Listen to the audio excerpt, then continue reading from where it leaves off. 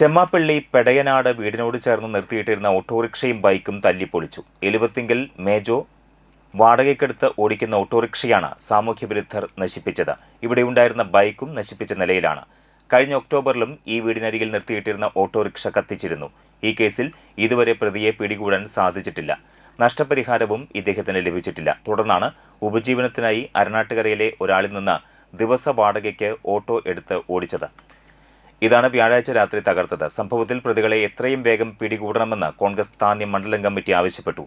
രണ്ടാമത്തെ പ്രാവശ്യമാണ് ഈ വീടിന് നേരെ ആക്രമണം സംഭവിക്കുന്നത്. കഴിഞ്ഞ പ്രാവശ്യം ഒരു രാത്രി ഇതുപോലെ തന്നെ ഇവിടെ കിടന്നിരുന്ന ഒരു ഓട്ടോറിക്ഷ കത്തിച്ചതാണ്.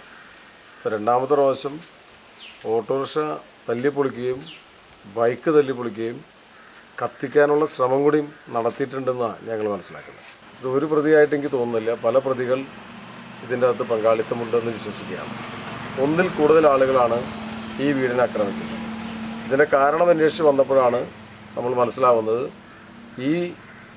ഇതിൽ പ്രത്യേകമായി താല്പര്യമെടുത്തുകൊണ്ട് ഉപദ്രവിക്കാൻ തയ്യാറായി നിൽക്കുന്ന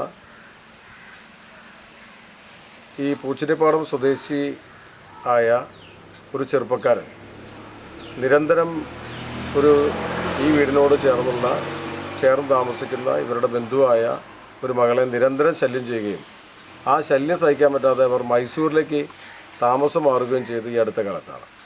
അതിൻ്റെ വൈരാഗ്യമാണ് ഈ കുട്ടിയുടെ അച്ഛൻ്റെ വീടായ അമ്മയുടെ ആങ്ങളയുടെ വീട്ടിൽ ഈ നിരന്തരം ഉപദ്രവം സംഭവിക്കുന്നത്.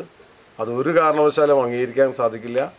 DYSPയോട്, ഇരിഞ്ഞാലക്കുട DYSPയോടും അന്തിക്കാട് CIയോടും വളരെ കൃത്യമായി കോൺഗ്രസ് നേതൃത്വം രേഖാമൂലം പരാതി കൊടുത്തിട്ടുണ്ട്.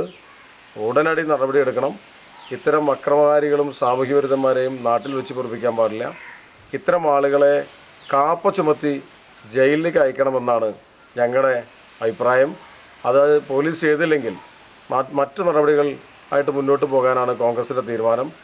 ഇങ്ങനെ കുടുംബത്തെ വേട്ടയാടുകയും ഈ വീടിനകത്ത് പഠിക്കാൻ പോകുന്ന കോളേജിൽ പോകുന്നൊരു കുട്ടിയും കൂടിയുണ്ട്.